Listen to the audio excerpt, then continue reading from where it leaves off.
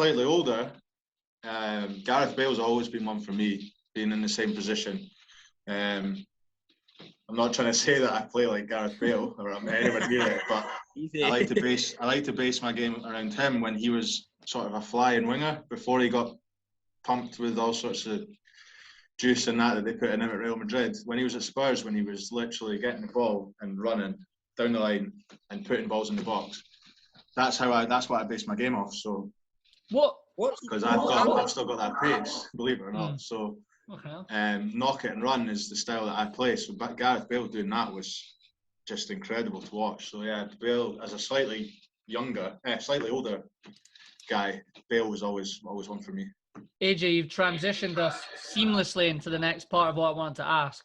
And Matthew, you too obviously chip in, but what's going on with Bale? I mean, has he? What do we think's happened there? I mean, I know it's rumors. You can read what you want on Twitter and you can hear what you want on Sky Sports News. Matthew, I'll start with you. From the outside looking in, to try and be as fair as possible because you don't know the man personally. What do you think's going on? I don't know.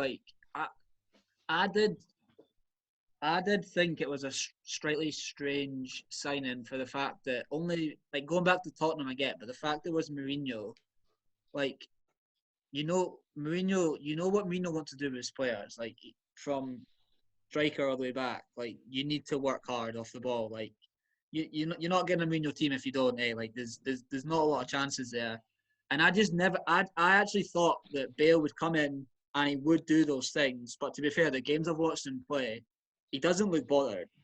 If he wants to get in that Mourinho team, when he's playing on the right or the left and they transition and break, he needs to sprint back and try to win the ball back, and he doesn't do it. And I think it is going to end in a bit of a disaster. Do you not think the other night, right? They're playing Brighton. They played Brighton the other night, and Bale started. Harry Kane, Mourinho saying he might be back next week, but there was people didn't know how long he was out for.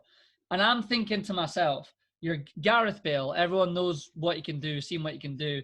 This is your moment to you don't need to be fucking world class, but this is your moment just to stand out and be look, I'm Bale, I'm here, I'm back.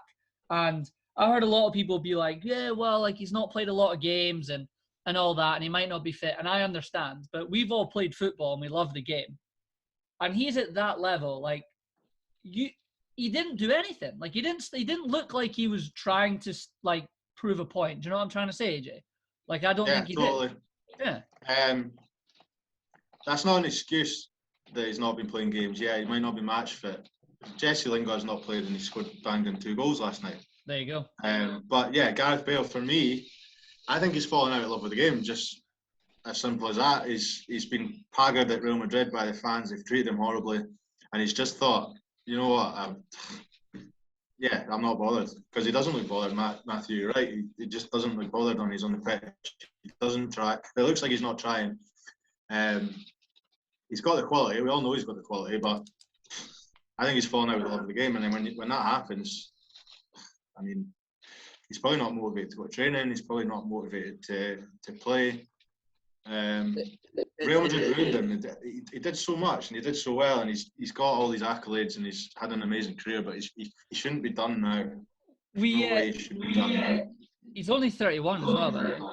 But do you not think that I think one thing that we can sometimes make a mistake with is people that are fans of the game and as kids and dreamed of potentially making it there, right? Whatever you want to say because you love it that much. I think we almost assume that every single player that makes it to that level loves it that much. And like you said, maybe he obviously did because he got to that level and what he did, but maybe he's just at a point where he's I just don't really want to do this anymore. I mean, at the end of the day, it's a very privileged thing, but it's a job. It's a job. You have to show up every day. You have to train. You have to deal with the media. You have to want to keep improving and keep getting better.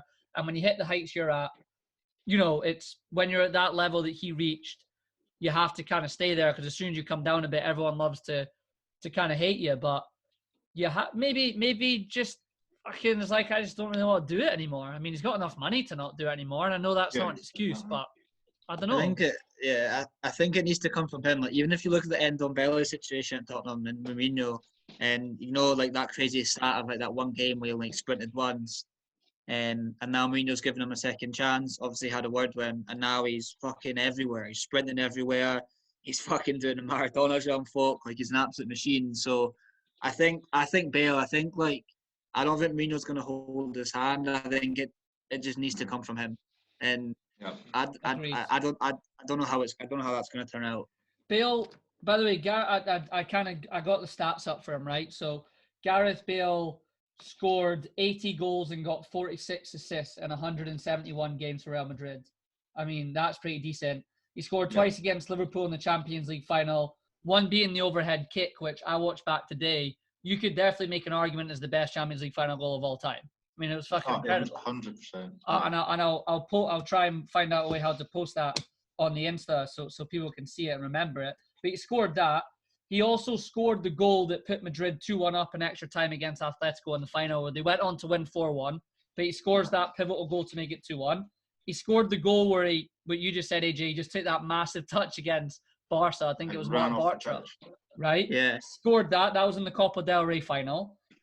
He's won 4 Champions League, scored in 2 of the finals. He's won 2 La Ligas, 1 Copa del Rey, 3 Super Cups, and 3 Club World Cups.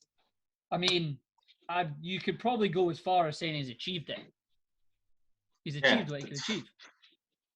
Yeah, and he's been a world-class player. And he's been one of the best players in the world for years. But I just don't want to. I don't want, because you always remember the negatives about people, and generally in life, and you don't remember the positives as much as you do the negatives. So if this does go wrong for him this year, it would be really, really sad to see him labelled as something that he's definitely not over the space of 2 seasons or something, which he's had a bad year last year, and then it's kind of just tipping down. But you can see the negative attitudes coming in about him.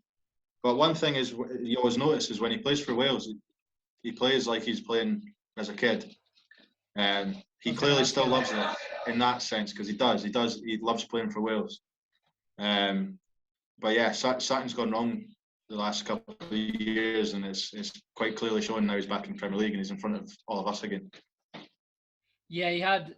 You could use the Madrid excuse up to a point, I guess. Like, people could kind of be like, all right, maybe he felt it was a Dan and whatever. Like, shit happens, it's life. But he's not come back and showing like, right, it was shit there, but I'm back now. He looks much in the same.